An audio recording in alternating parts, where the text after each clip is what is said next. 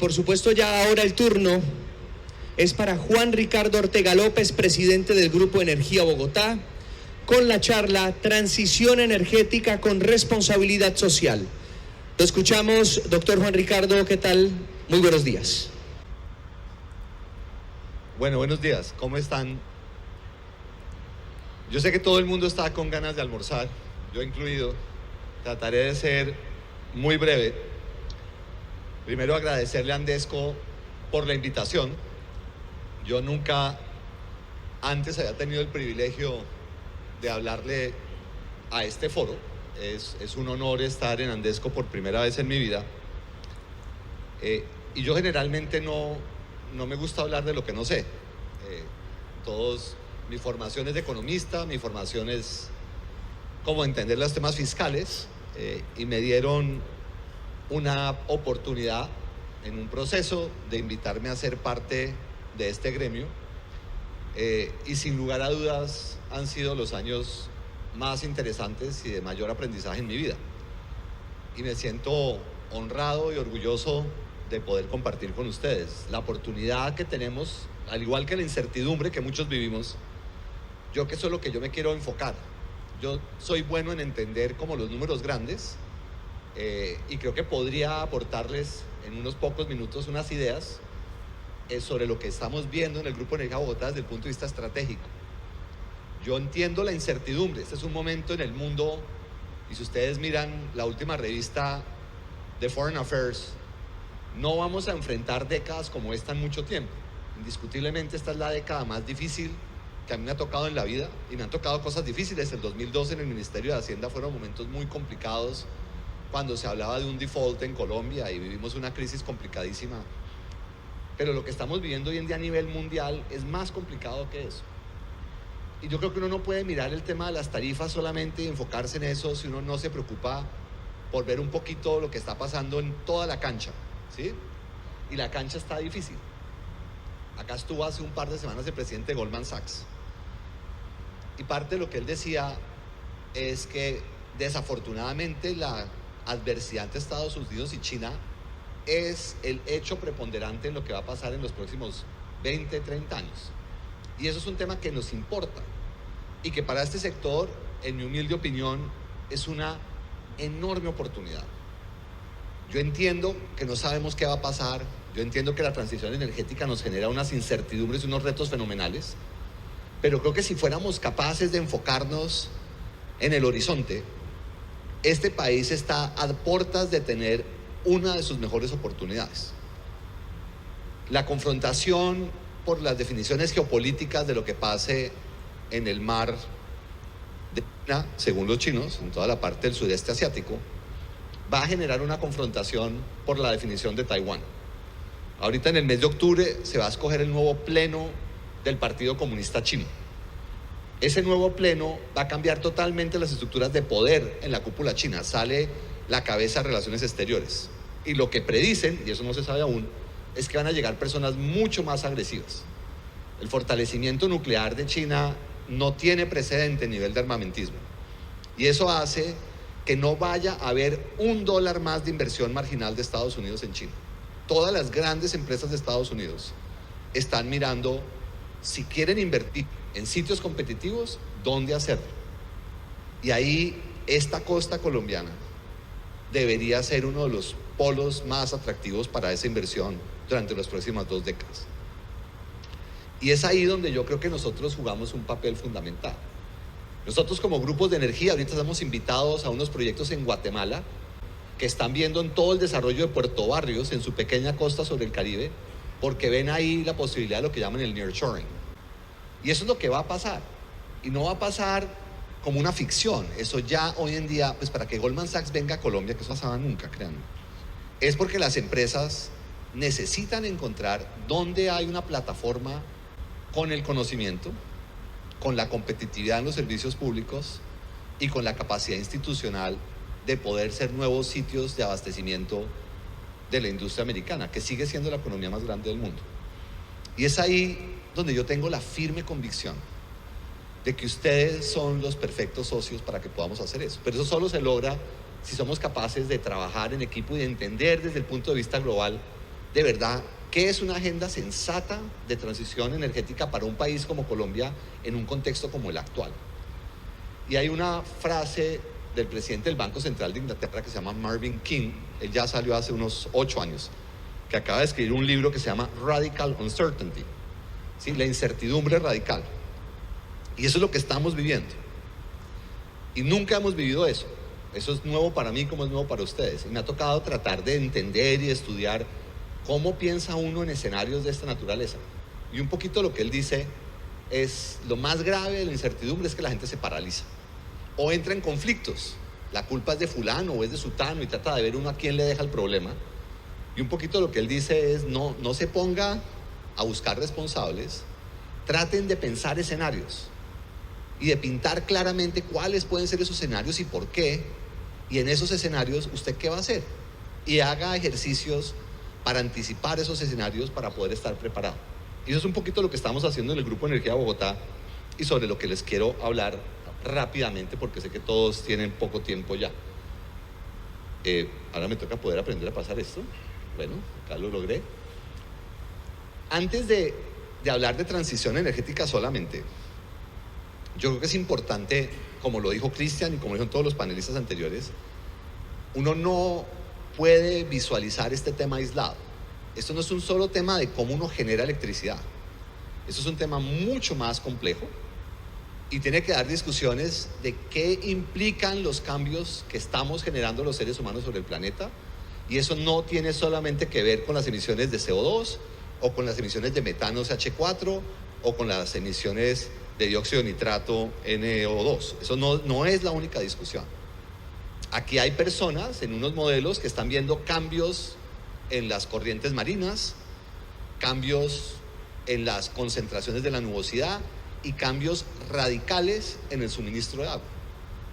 Entonces yo quiero comenzar por ahí, por entender un poquito a Colombia, estos temas dónde nos van a tocar, y creo que estamos demasiado enfocados en la discusión de energía eléctrica, que indiscutiblemente es importante y es una variable relevante y donde yo creo que han hecho la tarea, yo que exitosa y va bien, aunque ahorita me van a preguntar todos por colectores, yo soy el que voy colgado y ahorita les rindo cuenta sobre el tema, ¿sí? Pero yo que el tema de agua y alimentos son igualmente relevantes. O sea, una sociedad no logra avanzar uno de estos procesos si no garantiza calidad de aire, agua, alimentos, energía. O sea, esas son las variables relevantes y eso es lo que cambió la historia de la humanidad. Y eso ya lo mostraron. Y yo creo que es útil tener un poquito el contexto del agua. El agua va a ser una variable estratégica. Nosotros crecimos, yo crecí en que uno no pensaba nunca ni en agua, ni en oxígeno, ni en aire, esas eran cosas gratis. Ni en energía, la energía casi siempre la hemos dado como un hecho. En el mundo que viene, el agua va a ser absolutamente crítica. Y ahí Colombia es un país bendecido. Desde el punto de vista de los nuevos poderes geopolíticos y los nuevos intereses globales, agua va a ser una variable relevante. Y este país en eso es increíblemente afortunado. Pero es tan afortunado que los niveles de desperdicio son impresentables. Si ustedes miran las eficiencias de los acueductos regionales en Colombia, tienen pérdidas de 50 a 60%. Este es un país donde una discusión central sí tiene que ser como comenzó la ministra con la discusión de eficiencia. Y también es una discusión que a mí me ha preocupado a lo largo de la mañana, que no se hable, y es que cuando uno tiene problemas de costos, no es un tema de P, es un tema de P por Q, ¿sí? O P por C si estamos en español, precio por cantidad. Y nadie ha hablado de cantidad. Y nadie ha hablado que las cantidades de consumo de energía en la costa per cápita son de las más altas del país, pero muchas veces, comparado con zonas igual de calientes, la mayoría de las ciudades del interior de Estados Unidos no tienen acceso a fuentes de agua cercanas y los sobrecostos de llevar agua van a ser fenomenales. Luego, todo el mundo está pensando, o sea, en ciudades como Cape Town, en ciudades como Sao Paulo, en las ciudades de California, en Salt Lake City, en Phoenix, todo el mundo el lío que tiene es agua. Y agua, créanlo o no, va de la mano de nuestro negocio que es energía. Miren la gran Hoover Dam, que es la gran represa de los Estados Unidos, que es su bastión de ingeniería después de la Primera Guerra Mundial, se está quedando seca. Entonces, cuando uno mira el mapa, las expectativas de muertes y desabastecimiento de agua en el mundo va a ser uno de los temas políticos más sensibles durante las 2 próximas décadas, y pueden ver los países más afectados. Saben, todo el centro de África, India y Nueva Guinea. Colombia va a estar inundada, ¿sí? Aquí vamos a tener aguaceros y probablemente ese va a ser nuestro gran reto.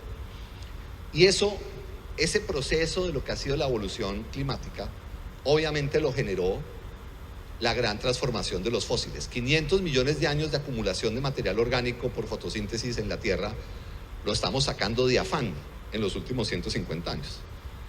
Esto comienza con el carbón, pero miren que el carbón que arranca en el año 1790 más o menos arranca la explotación de carbón y es la gran fuente de competitividad inglesa. Uno no puede imaginarse la revolución industrial sin el carbón y esa es la prosperidad de Inglaterra. Pero si ustedes miren este brinco acá en el 2002, miren el crecimiento de lo que es el carbón. Eso es China. China ha multiplicado 4 su consumo de energía. Colombia desde 1978 a la fecha solo ha crecido 70%. China ha crecido 400% desde el principio del 2000. O sea, la producción y el desarrollo de una sociedad va 100% de la mano de su capacidad de tener acceso a energía. Y la decisión de China es a punta de carbón. En toda esta discusión de cambio climático, la decisión del gobierno chino hace 3 años son 125 gigavatios de potencia a carbón en inversiones nuevas. Y la matriz energética china está montada en carbón, que es el energético que tienen ellos fácil y asequible, y China contamina el 50% del mundo. El 80% de la contaminación del mundo son China, Estados Unidos, la Unión Europea, India y Japón. ¿Sí? Japón tiene una matriz 90% hoy en día en hidrocarburos. Le tocó salirse totalmente de la energía nuclear para poderse mover a raíz de lo de Fukushima y están totalmente metidos en carbón. Por eso ustedes pueden ver la evolución. Luego, el problema de cambio climático nosotros no lo vamos a resolver. El calentamiento global, hoy en día, esa meta de los 1.5 grados centígrados, ya vamos en 1.2 de aquí. O sea, no hay la menor opción en números realistas que se vaya a lograr. Y China está prometiendo que va a hacer algo para el 2060 cuando están muertos todos los directivos que están prometiéndolo. O sea, no lo va a cumplir nadie. O sea, la economía china está montada 100% en carbón. Entonces, la discusión política, en mi opinión, es una bastante distinta. Y si ustedes miran el petróleo, ¿sí? El petróleo sigue siendo, y desafortunadamente seguirá siendo, por un número importante de años, un protagonista de la matriz energética. Entonces, cuando uno mira un entorno que son hechos, yo no hablo de lo que yo querría, hablo de lo que es. ¿Qué opciones tenemos nosotros y cómo nos enfocamos en cosas que sean razonables? Y yo que el ejemplo inglés, Inglaterra es bastante divertida, porque Inglaterra en el año 1687, después de una guerra civil brutal, todos se odiaban, todos se mataban, estaban mamados todos con todos, pues Hobbes escribe el Leviatán, ¿no? Diciendo el horror de los seres humanos, cómo somos de mezquinos, de matones, de horrorosos, y el Señor dice que hacer algo porque somos una parranda de bestias. Eso es en 1650 y pico. Hacen un acuerdo en 1687 donde se llama la Revolución Gloriosa, y los ingleses, con lo pragmáticos que son, dijeron: ¿sabe qué? Perdonémonos todo, todos, hasta los católicos pueden rezar, olvidémonos ya nomás de cortar cabezas, hagamos las paces. Y cuando hacen las paces, hacen 2 detalles que para mí son de las cosas más interesantes en economía que uno puede aprender, y es deciden crear unas instituciones. Obviamente la que a mí más me gusta, Her Majesty Customs and Revenue, cobrar impuestos. O sea, uno no tiene sociedad sin cobrar bien impuestos. Ahí se inventan una administración de impuestos que vale la pena. La segunda es Treasury, la capacidad de administrar un presupuesto. Pero las 2 siguientes nunca se habla y son mucho más relevantes: el sistema de pagos. La gran diferencia de por qué Inglaterra es porque fue capaz de generar un sistema de pagos donde a todo el mundo sabe que le pagan a tiempo y sabe que los pagos son confiables. Y es el sistema financiero inglés, que viene del Banco Central de Holanda, que se crea en el año 1606. Son los únicos países que se les ocurrió inventarse eso. La gran diferencia entre Holanda, Inglaterra y Francia es el sistema de pagos. Inglaterra nunca ha incumplido sus obligaciones financieras después de la Revolución Gloriosa en 1687. Ellos venían de un default con Carlos II y le cortaron la cabeza por haber incumplido las deudas. Ese es el nivel de compromiso de los ingleses. Y después de eso viene el que encuentra las fuentes de carbón, viene todo el desarrollo con carbón, hasta que en 1910 Churchill decide que van a mover todo el sistema naval inglés a petróleo, y por eso viene toda la discusión geopolítica del Medio Oriente. ¿Qué les quiero decir con esto? Donde está la energía está el poder. Donde se redefinan las nuevas fuentes de energía y lo que haga factible las nuevas fuentes de energía son los países que van a ser prósperos. Quien controla la energía en el mundo moderno es el que es rico. El que no tiene acceso a energía es el que es pobre. Por eso pudieron ver las fotos de África y lo que le está pasando a África en abastecimiento de agua. Colombia en ese juego puede tener oportunidades que creo no estamos viendo. Y si miramos lo que implica eso, el acceso de electricidad, ¿sí? Si ustedes miran los países que son pobres es porque no tienen acceso a energía. Colombia es un país que ha avanzado mucho. Nosotros tenemos, sí, nos falta una parte importante del territorio, pero gracias a todos ustedes, lo que ha logrado Colombia es verdaderamente importante en este sector. Y eso es un poquito para que vean lo que está moviendo al mundo, y con todo el esfuerzo que se ha hecho en el tema de transición energética, la reducción que se ha logrado es pasar del 85% de energías primarias de hidrocarburos a 83% de energías primarias de hidrocarburos. Y este año, con seguridad, a diciembre vamos a revolvernos o al 86 o al 87. Porque todos los países europeos, si ustedes pueden ver el titular hoy en día, los periódicos de Inglaterra acaba de habilitar como nueva decisión de la primer ministro que el fracking es aceptable, es legal y adelante el fracking, porque no tener acceso a fuentes de energía confiables es infinitamente más costoso para una sociedad que cualquier otra discusión. Entonces, toda la discusión, ya me acabé el tiempo, entonces voy a gastar 3 minutos para ir al grano y terminar. Pero el tiempo, yo creo que me robaron unos minutos, by the way, pero hay que negociar, ¿sí? Entonces vamos a Colombia rápidamente. Esto ya se los he dicho antes, miren lo que es el mundo. Y yo creo que eso es sensato para que ustedes lo tomen en cuenta. Así es la humanidad. La humanidad está obsesionada con la energía porque la mayoría de la energía primaria viene de hidrocarburos y la energía es la gran fuente de emisiones de carbono. Si ustedes miran el mundo como un todo, el 73.2% de las emisiones de carbono provienen del sector energético. Provienen ya sea de la industria de la amonia, proviene de la industria petrolera, proviene de la producción de plásticos, de la producción de cemento, de la producción de acero. Ahí es donde está el problema del mundo. Pero Colombia no produce nada de eso. Colombia no tiene nada que ver con esa realidad. Nosotros no tenemos ni una industria de amonia, la producción de acero de Paz del Río es absolutamente irrisoria, ¿sí? Nosotros tenemos una industria grande de plásticos, esa no es Colombia. Colombia es esto. Colombia en energía primaria no genera sino el 30% de las emisiones de carbono. Solucionar el problema de tener una energía limpia no cambia en nada nuestro impacto global en emisiones de carbono.